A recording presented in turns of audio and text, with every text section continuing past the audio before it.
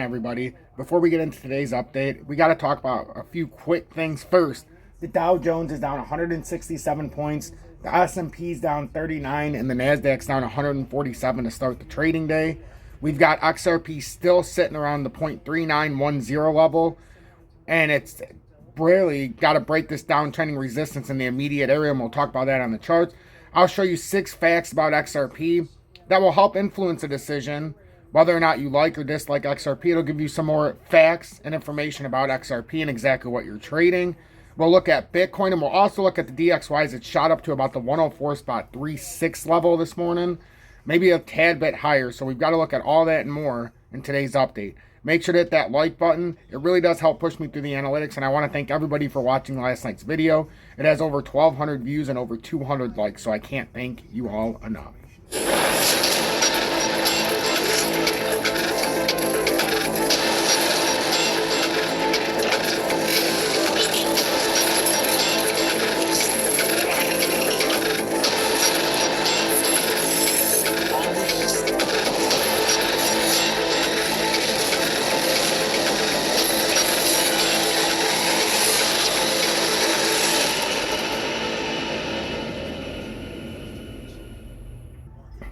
Good morning, 10 a.m. Eastern Standard Time on this Friday, February 17th, 2023. I'm XRP Future Millionaire, and I reside in the great state of Michigan. So, as we can see, we've got the DXY at 104.372 right now. It's coming out hot. We're trying to hold this support on this breakout of this ascending triangle. I mean, one could call it an ascending triangle. What the hell? No. So uptrending support, uptrending resistance. One could say that that's starting to form an ascending pattern in the very short term. We've gotten on top of it. Now we're looking to hold this 104.37 approximately.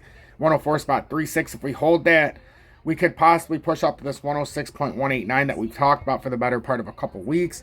Looks like we could be starting this inverted head and shoulders. We talked about this while it was happening. Shoulder right here, or arm. Coming down, created the head here, came up, now bounce out and up.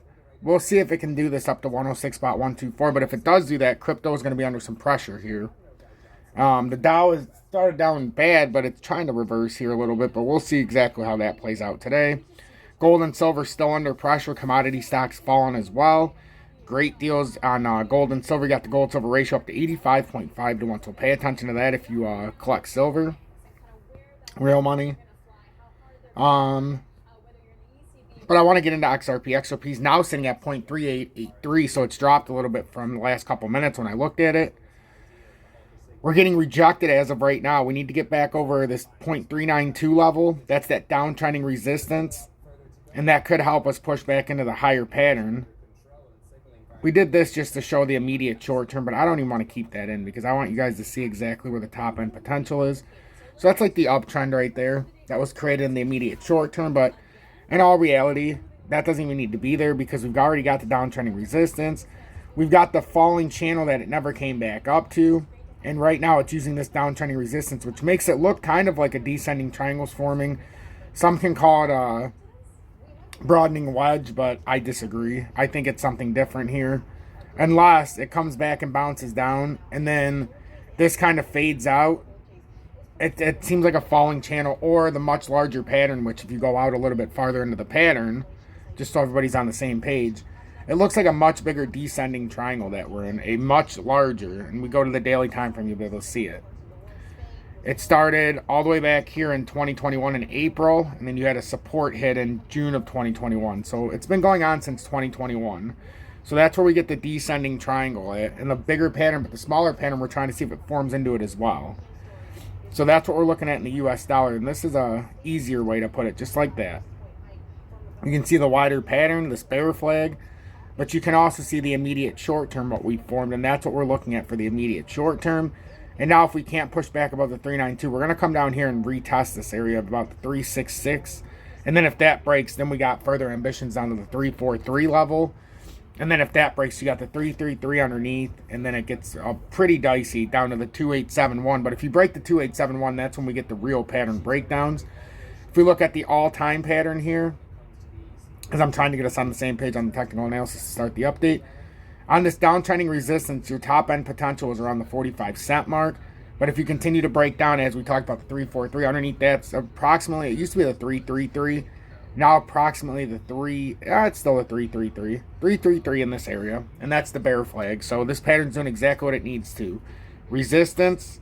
Here, let me show you guys. And a lot of people get tricked by this, but I just show you the truth. I don't put my information behind paywalls.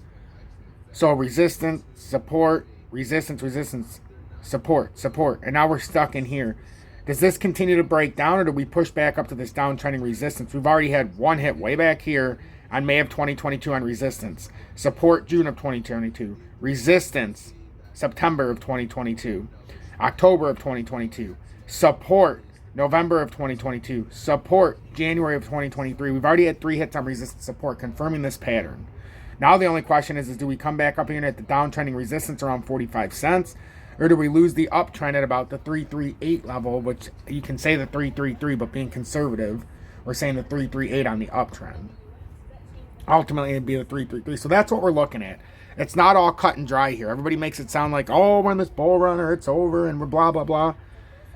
A lot to do, folks. There's a lot to do, and there's a lot of major areas in this, or major levels in this area. But to shift gears very quickly, I talked about how I wanted to show you 6 reasons why, or 6 facts about XRP you might not know and could influence you in not only buying XRP, but help validate your decision and give you a little bit more information about XRP if you're an investor and you're trying to look for more and you're thirst for knowledge. So 1, XRP is a digital currency that was created by Ripple Labs in 2012. It is used to facilitate cross-border payments and to provide liquidity for financial institutions. 2, XRP is not mined like Bitcoin or other cryptocurrencies. All 100 billion XRP tokens were created when the currency was launched, and no more will ever be created. 3, XRP transactions are processed by a network of validators, which are nodes on the XRP ledger that confirm transactions and prevent double spending. 4, Ripple Labs, the company behind XRP, owns a significant portion of the XRP supply.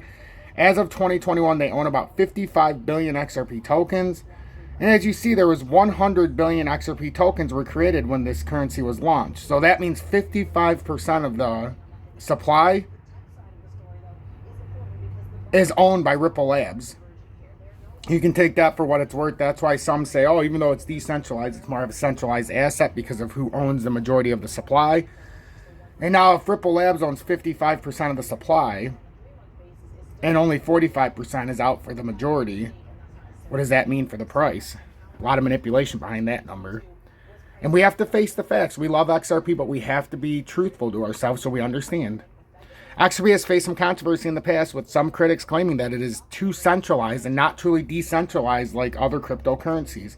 And that goes back into the facts that I just stated about the supply that's owned by Ripple Labs. Despite this controversy, XRP has been adopted by many financial institutions as a way to facilitate cross-border payments. Some notable partners include Santander, American Express, and Standard Chartered.